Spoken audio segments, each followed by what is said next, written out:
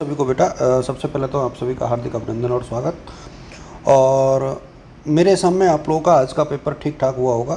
Geography का विश्व का भूगोल मैं देख नहीं पाया पूरा पेपर अच्छे से, बट हम लोग डिस्कस करेंगे भारत का भूगोल यानी ज्योग्राफी ऑफ इंडिया इस टॉपिक के ऊपर।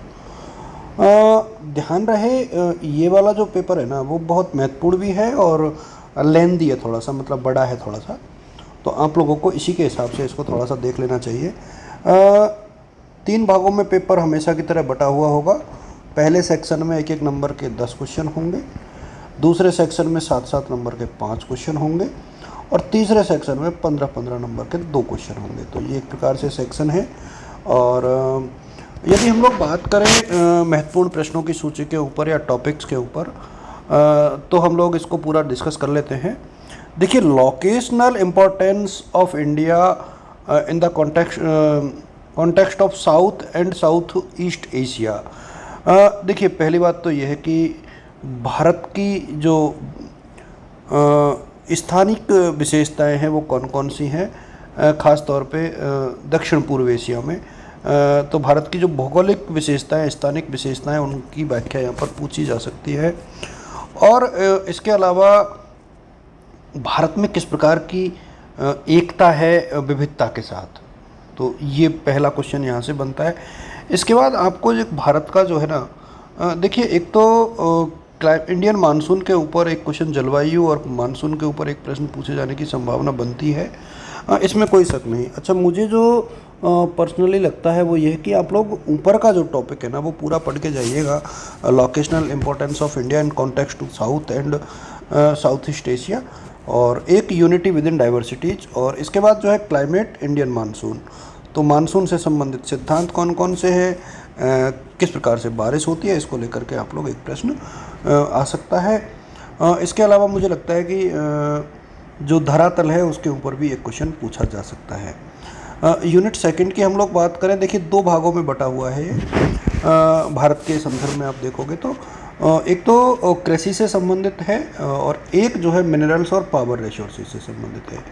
देखिए, एक क्वेश्चन मुझे लगता है कि इधर से बनता है एग्रीकल्चर से, एक क्वेश्चन जो है मिनरल से बनता है, और इसी में से आपका प्रश्न बनेगा। देखिए, मिनरल्स एंड पावर रिसोर्सेज, अब इसमें नाम नहीं दिया है कि कौन सा मिनरल्स है, मतलब बहुत वेग टॉपिक हो गया।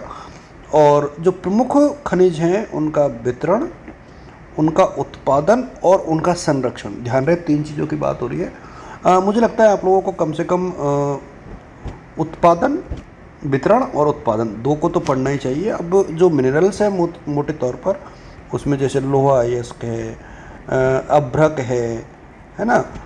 इसके अलावा पावर रिसोर्सेज में आप देखोगे तो पेट्रोकेमिकल्स हैं, है ना। तो इनको आप लोगों को बहुत डिटेल से पढ़ना चाहिए, पावर रिसोर्सेज बहुत ज़रूरी है।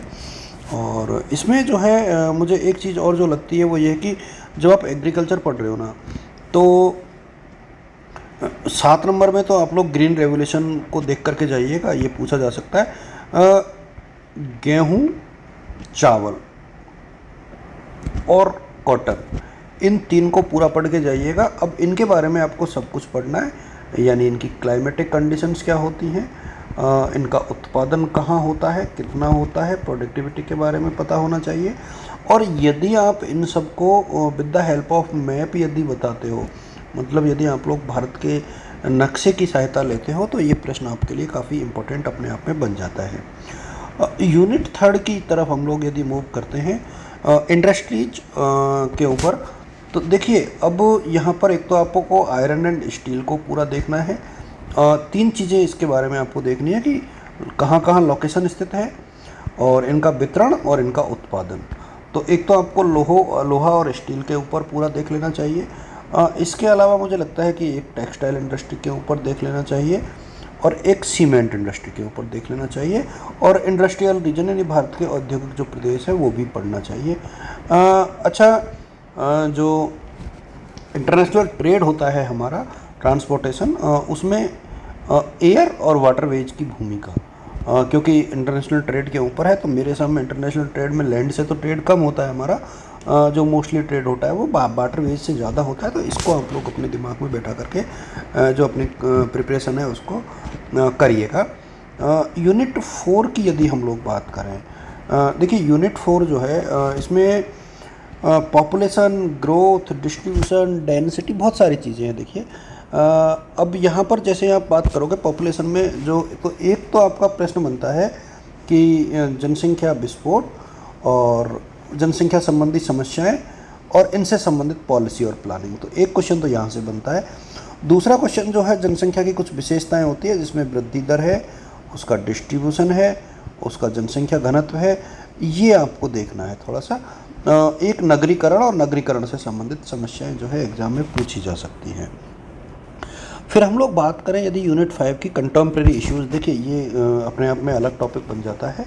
तो एक तो impact of development on environment, यानी जो पर्यावरण है उसके ऊपर विकास का क्या प्रभाव है, एक क्वेश्चन यहाँ से अपने को देखना है, अच्छे से देखना है।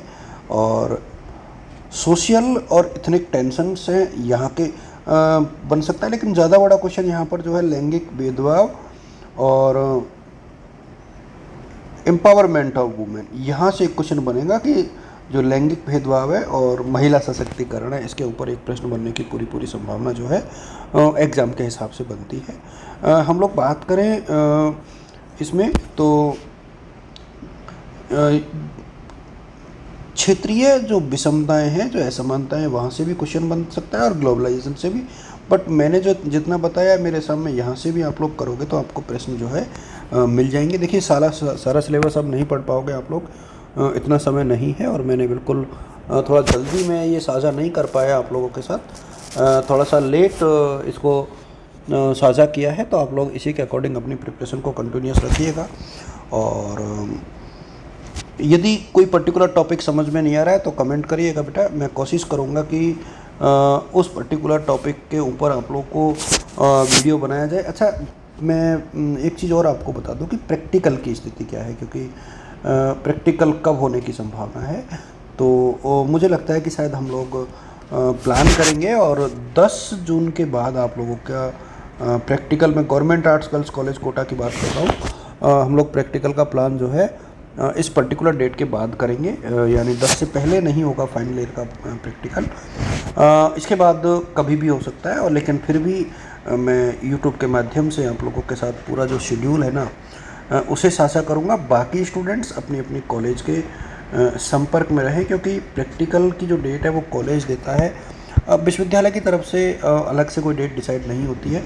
यूनिवर्सिटी की तरफ से तो सिर्फ और सिर्फ एक शेड्यूल जो है जारी कर दिया जाता है, उसमें डेट का ऑप्शन जो है नहीं होता है।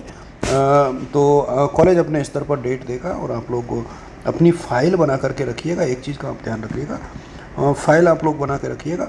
भारत का भूगोल की जो किताब है वो ढेर सारी बुक आती है मेरे सामने, माजिद हुसैन की बुक आती है, चतुर्भुज मामूरिया की आती है, चिम सक्सेना की आती है। तो बहुत सारी बुक है जो मार्केट में अवेलेबल है, और आप लोग पढ़ सकते हो उनको। गूगल की हेल्प आप लोग ले सकते हो, आप लोग ChatGPT की हेल्प ले सकते हो, लेकिन आपको खुद को ही आंसर लिख करके तैयार करना है। मेरी तरफ से शुभकामनाएं रहेंगी। ऑल द बेस्ट और गुड लक। थैंक यू बच्चों।